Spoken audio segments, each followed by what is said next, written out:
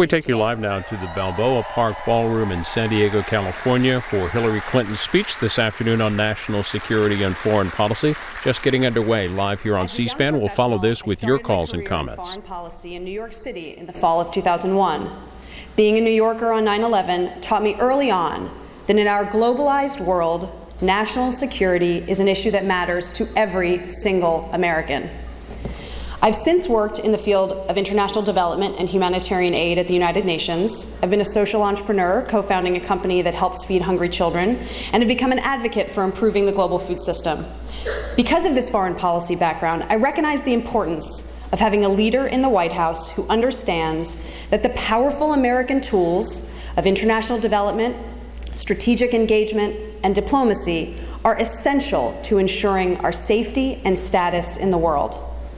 Having worked at the UN World Food Program and seen the plight of the world's most desperate people, I know that America's consistent commitment to using all the tools of our power, including development and promoting education for all children, are essential parts of a proactive foreign policy that our great country is uniquely suited to employ, and are also part of a national security plan that helps prevent conflicts before they start.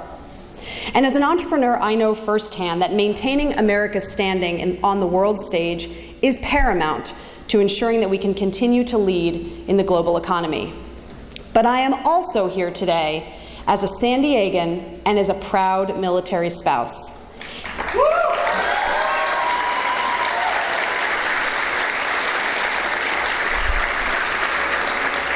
And in that very important role, I recognize that when we elect a president, we are also electing a commander-in-chief.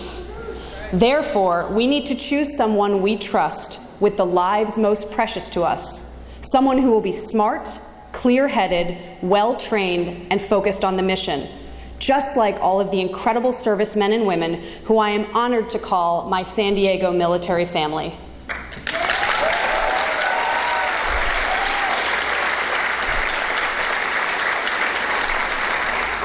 The person running for president who is committed to all of those objectives is here today to address her vision for how to keep our great country safe and strong. Secretary Clinton, I am honored to welcome you to San Diego and hopefully soon be calling you Madam President.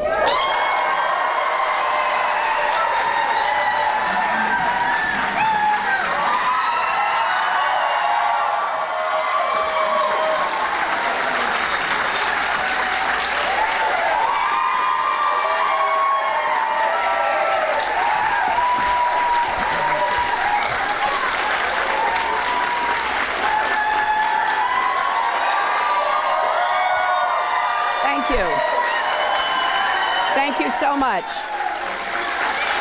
Thank you. Thank you all very much.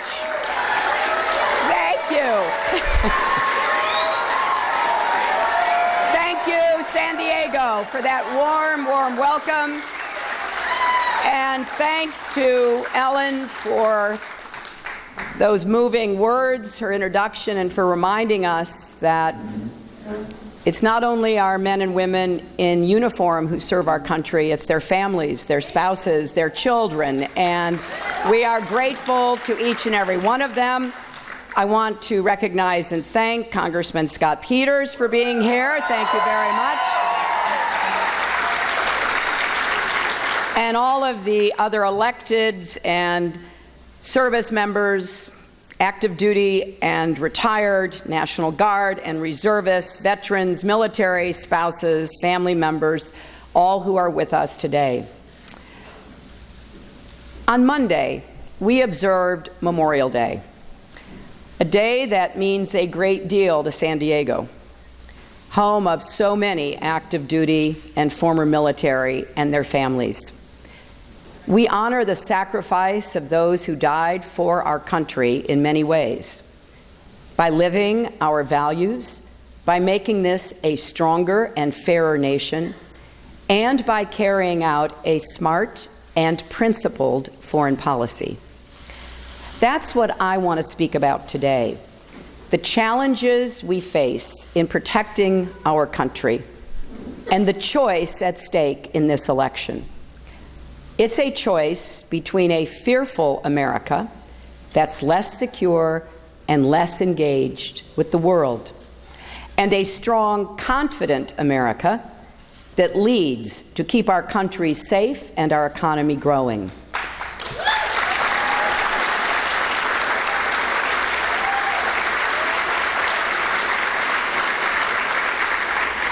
As Secretary of State, Senator, and First Lady, I had the honor of representing America abroad and helping shape our foreign policy at home. As a candidate for president, there's nothing I take more seriously than our national security. I've offered clear strategies for how to defeat ISIS, strengthen our alliances, and make sure Iran never gets a nuclear weapon. And I'm going to keep America's security at the heart of my campaign.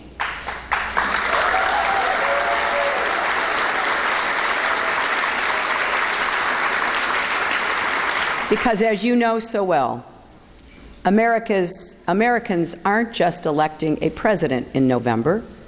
We're choosing our next commander-in-chief, the person we count on to decide questions of war and peace, life and death. And like many across our country and around the world, I believe the person the Republicans have nominated for president cannot do the job.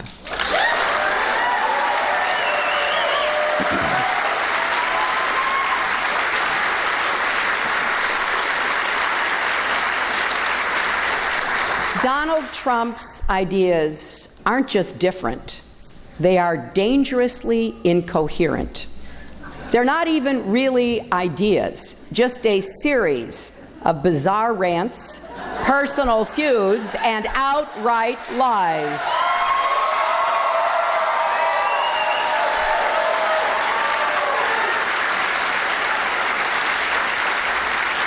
He is not just unprepared. He is temperamentally unfit to hold an office that requires knowledge, stability, and immense responsibility.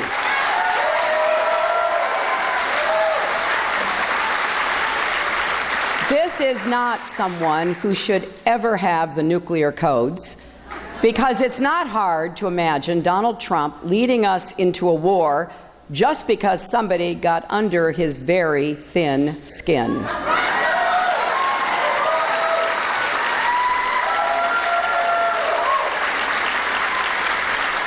We cannot put the security of our children and grandchildren in Donald Trump's hands. We cannot let him roll the dice with America.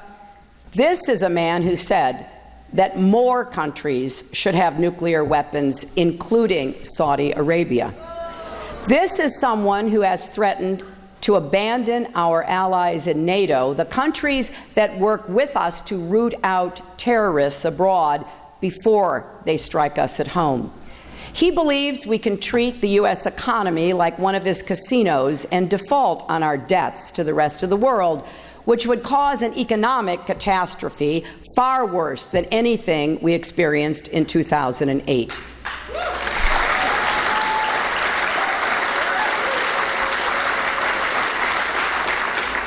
He has said that he would order our military to carry out torture and the murder of civilians who are related to suspected terrorists, even though those are war crimes. He says he doesn't have to listen to our generals or admirals, our ambassadors and other high officials, because he has, quote, a very good brain. He also said, I know more about ISIS than the generals do. Believe me. You know what? I don't believe him.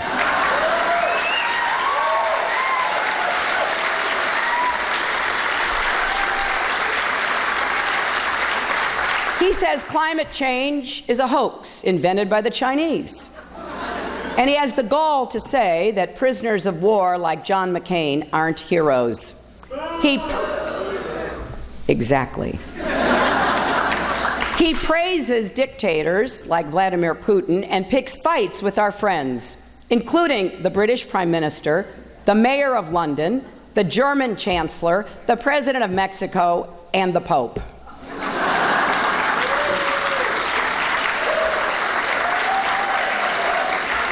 He says he has foreign policy experience because he ran the Miss Universe pageant in Russia. And to top it off, he believes America is weak, an embarrassment. He called our military a disaster. He said we are, and I quote, a third world country. And he's been saying things like that for decades. Those are the words, my friends, of someone who doesn't understand America or the world. And they're the words of someone who would lead us in the wrong direction. Because if you really believe America is weak, with our military, our values, our capabilities that no other country comes close to matching, then you don't know America.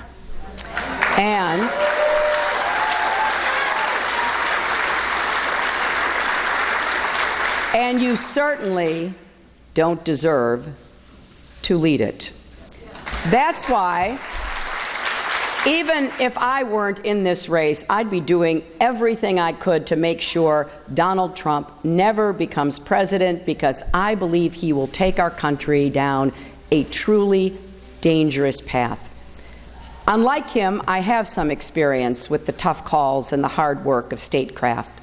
I wrestled with the Chinese over a climate deal in Copenhagen, brokered a ceasefire between Israel and Hamas, negotiated the reduction of nuclear weapons with Russia, twisted arms to bring the world together in global sanctions against Iran, and stood up for the rights of women, religious minorities, and LGBT people around the world.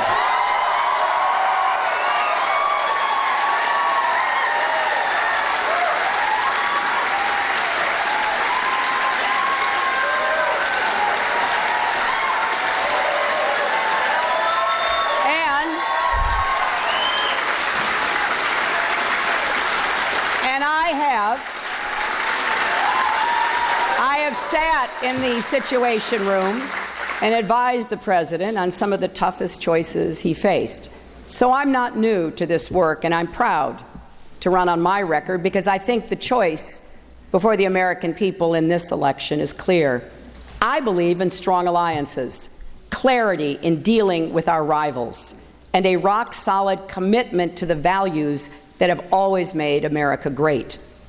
And I believe with all my heart that America is an exceptional country, that we're still, in Lincoln's words, the last best hope of Earth. We are not a country that cowers behind walls. We lead with purpose, and we prevail. And if America doesn't lead, we leave a vacuum, and that will either cause chaos or other countries will rush in to fill the void.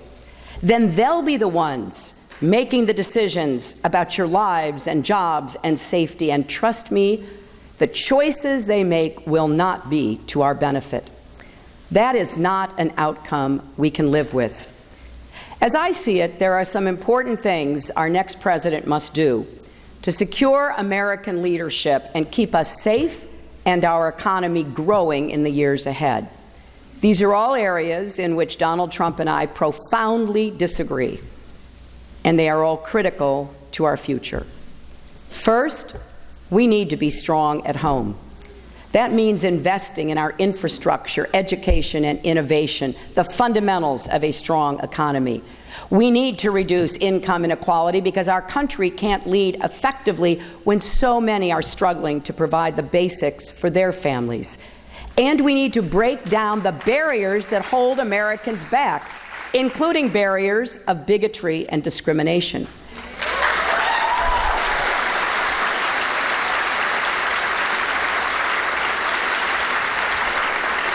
Compare that with what Trump wants to do. His economic plans would add more than $30 trillion, that's trillion with a T, $30 trillion to our national debt over the next 20 years. He has no ideas on education, no ideas on innovation. He has a lot of ideas about who to blame, but no clue about what to do. None of what Donald Trump is offering will make America stronger at home. and that would make us weaker in the world. Second, we need to stick with our allies. America's network of allies is part of what makes us exceptional, and our allies deliver for us every day.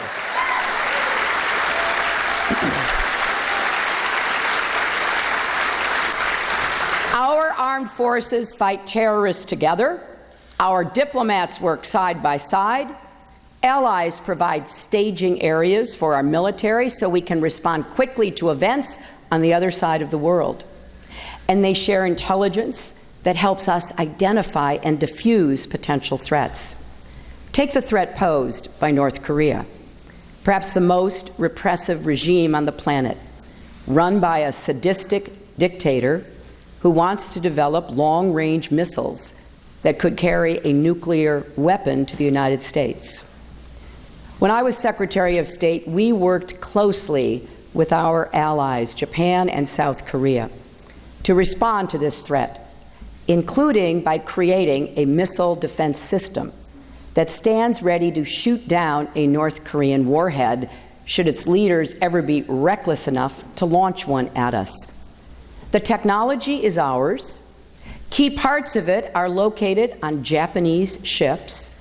All three countries contributed to it, and this month, all three of our militaries will run a joint drill to test it. That's the power of allies.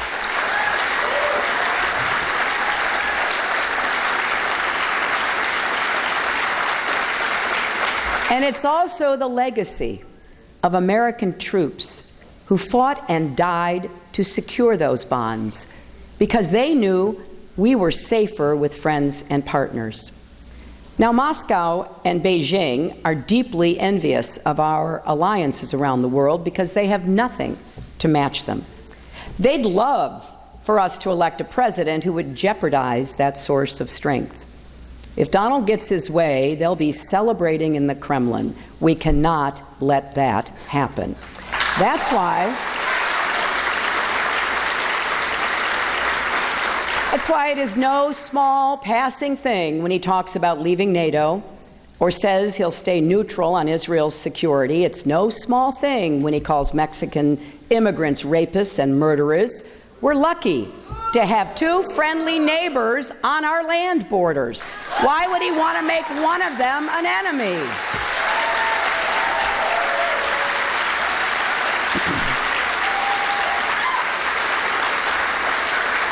And it's no small thing when he suggests that America should withdraw our military support for Japan, encourage them to get nuclear weapons.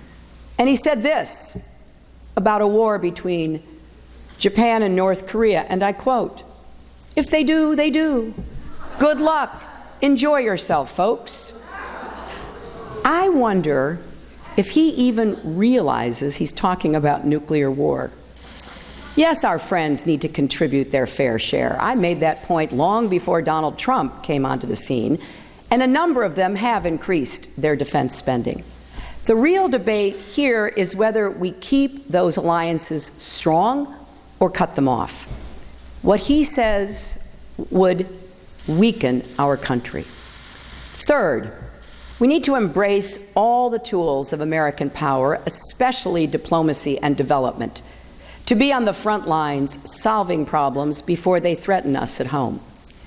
Diplomacy is often the only way to avoid a conflict that could end up exacting a much greater cost. It takes patience, persistence, and an eye on the long game, but it's worth it. Take the nuclear agreement with Iran. When President Obama took office, Iran was racing toward a nuclear bomb. Some called for military action, but that could have ignited a broader war that could have mired our troops in another Middle Eastern conflict. President Obama chose a different path, and I got to work leading the effort to impose crippling sanctions. We brought Iran to the table, we began talks, and eventually we reached an agreement that should block every path for Iran to get a nuclear weapon.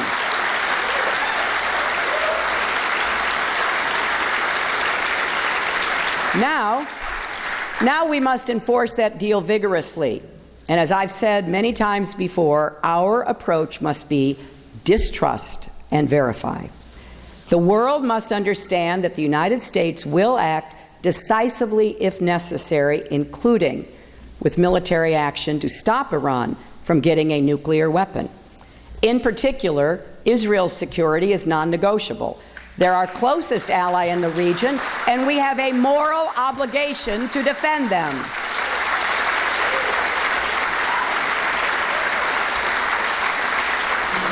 But there is no question that the world and the United States, we are safer now than we were before this agreement.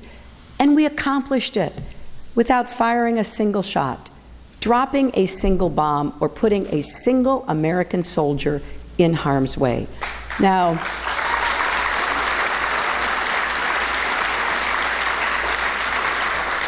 Donald Trump says we shouldn't have done the deal. We should have walked away. But that would have meant no more global sanctions and Iran resuming their nuclear program and the world blaming us. So then what? War? Telling the world, good luck, you deal with Iran? Of course, Trump doesn't have answers to those questions. Donald Trump doesn't know the first thing about Iran or its nuclear program. Ask him. It'll become very clear very quickly.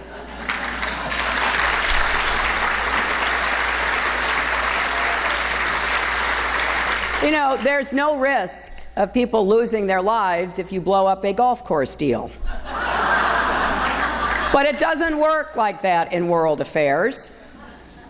Just like being interviewed on the same episode of 60 Minutes as Putin was, is not the same thing as actually dealing with Putin. So the stakes in global statecraft are infinitely higher and more complex than in the world of luxury hotels.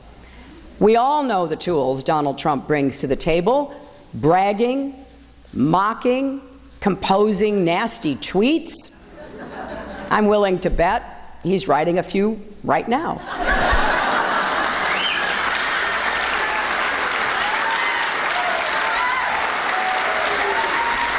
But those tools won't do the trick. Rather than solving global crises, he would create new ones. He has no sense of what it takes to deal with multiple countries with competing interests and reaching a solution that everyone can get behind. In fact, he is downright contemptuous of that work.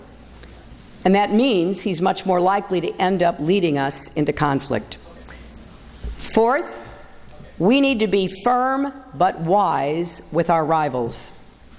Countries like Russia and China often work against us.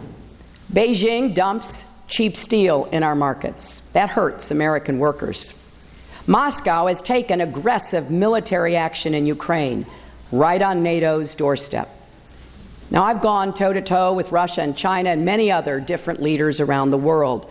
So I know we have to be able to both stand our ground when we must and find common ground when we can. That's how I could work with Russia to conclude the New START treaty to reduce nuclear stockpiles, and with China to increase pressure on North Korea. It's how our diplomats negotiated the landmark agreement on climate change, which Trump now wants to rip up.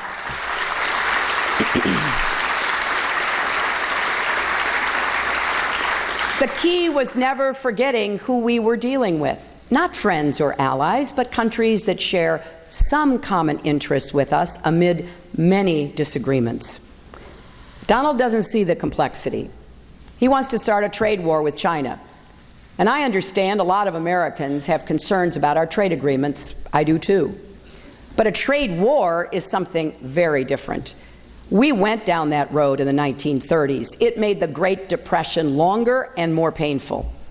Combine that with his comments about defaulting on our debt, and it's not hard to see how a Trump presidency could lead to a global economic crisis. And I have to say, I don't understand Donald's bizarre fascination with dictators and strongmen who have no love for America. He praised China for the Tiananmen Square massacre. He said it showed strength. He said, you've got to give Kim Jong-un credit for taking over North Korea, something he did by murdering everyone he saw as a threat, including his own uncle, which Donald described gleefully like he was recapping an action movie. And he said if he were grading Vladimir Putin as a leader, he'd give him an A. Now, I will leave it to the psychiatrist to explain his affection for tyrants.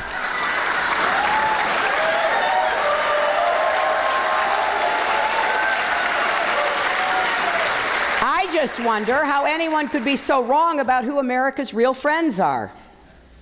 Because it matters. If you don't know exactly who you're dealing with, men like Putin will eat your lunch. Now, fifth, we need a real plan for confronting terrorists. As we saw 6 months ago in San Bernardino, the threat is real and urgent. Over the past year, I've laid out my plans for defeating ISIS. We need to take out their strongholds in Iraq and Syria by intensifying the air campaign and stepping up our support for Arab and Kurdish forces on the ground. We need to keep pursuing diplomacy to end Syria's civil war and close Iraq's sectarian divide, because those conflicts are keeping ISIS alive.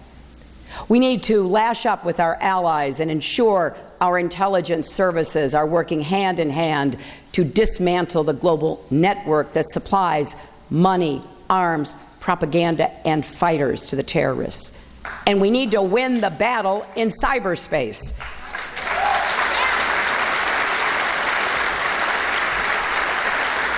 And of course, we need to strengthen our defenses here at home. Now, that in a nutshell is my plan for defeating ISIS. What's Trump's? Well, he won't say. He's literally keeping it a secret. The secret, of course, is he has no idea what he'd do to stop ISIS. Just look at the few things he's actually said on the subject.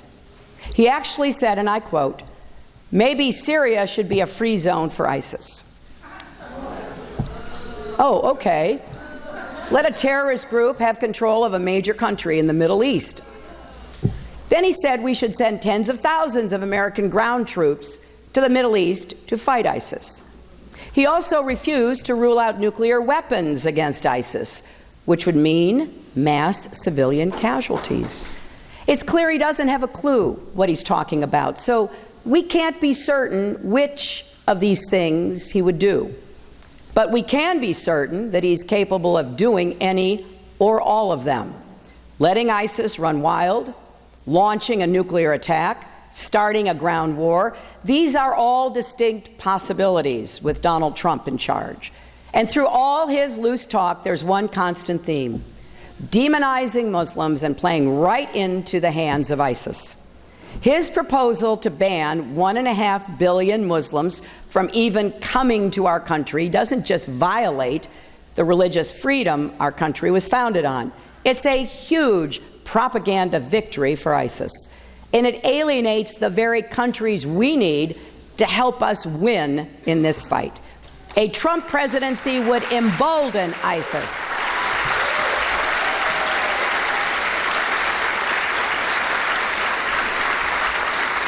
We cannot take that risk. This isn't reality television. This is actual reality.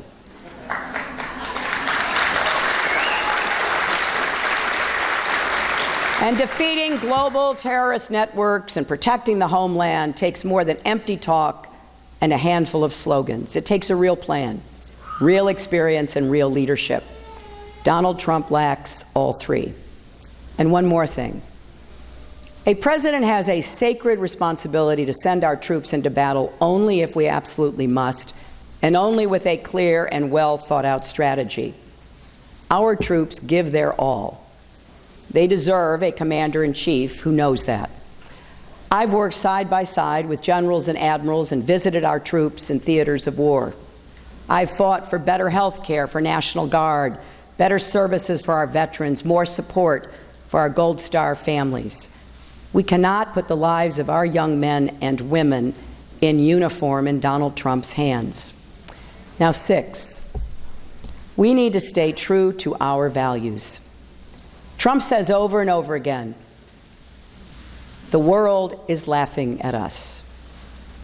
He's been saying this for decades. He didn't just start this year. He bought full-page ads in newspapers across America back in 1987 when Ronald Reagan was president, saying that America lacked a backbone and the world was, you guessed it, laughing at us. He was wrong then, and he's wrong now. And you've got to wonder why somebody who fundamentally has so little confidence in America and has felt that way for at least 30 years wants to be our president. The truth is, there's not a country in the world that can rival us. It's not just that we have the greatest military or that our economy is larger, more durable, more entrepreneurial than any in the world. It's also that Americans work harder, dream bigger, and we never, ever stop trying to make our country and the world a better place.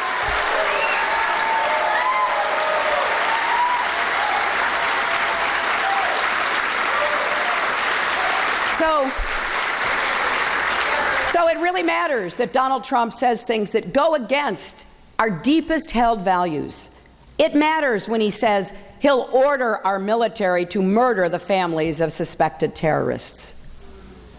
During the raid to kill bin Laden, when every second counted, our SEALs took the time to move the women and children in the compound to safety. Donald Trump may not get it, but that's what honor looks like.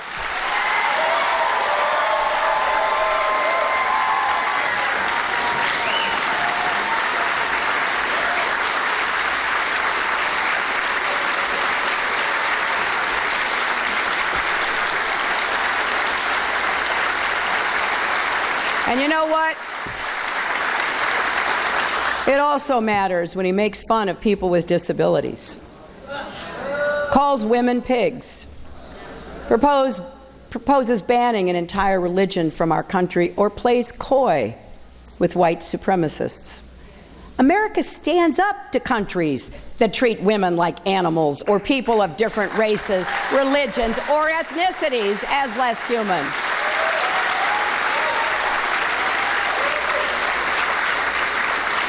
What happens to the moral example we set for the world and for our own children if our president engages in bigotry? And by the way, Mr. Trump, every time you insult American Muslims or Mexican immigrants, remember that plenty of Muslims and immigrants serve and fight in our armed forces.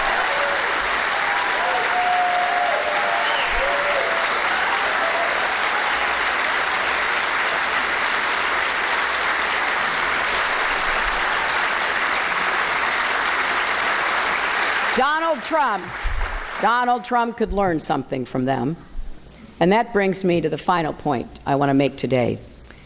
The temperament it takes to be commander-in-chief. Every president faces hard choices every day, with imperfect information and conflicting imperatives. That's the job. A revolution threatens to topple a government in a key region. An adversary reaches out for the first time in years. What do? Making the right call takes a cool head and respect for the facts. It takes a willingness to listen to other people's points of view with a truly open mind. It also takes humility, knowing you don't know everything, because if you're convinced you're always right, you'll never ask yourself the hard questions. I remember being in the Situation Room with President Obama debating the potential bin Laden operation. The president's advisors were divided. The intelligence was compelling but far from definitive, and the risks of failure were daunting. The stakes were significant for our battle against al-Qaeda and our relationship with Pakistan. Most of all, the lives of those brave SEALs and helicopter pilots hung in the balance. It was a decision only a president could make. And when he did, it was as crisp and courageous a display of leadership as I've ever seen. Now imagine Donald Trump sitting in the Situation Room, making life or death decisions on behalf of the United States. Imagine him deciding whether to send your spouses or children into battle. Imagine if he had not just his Twitter account at his disposal when he's angry, but America's entire arsenal. Do we want him making those calls? Someone thin-skinned and quick to anger who lashes out at the smallest criticism. Do we want his finger anywhere near the button? Well, I have a lot of faith that the American people will make the right decision. This is a country with a deep reservoir of common sense and national pride, and we're all counting on that.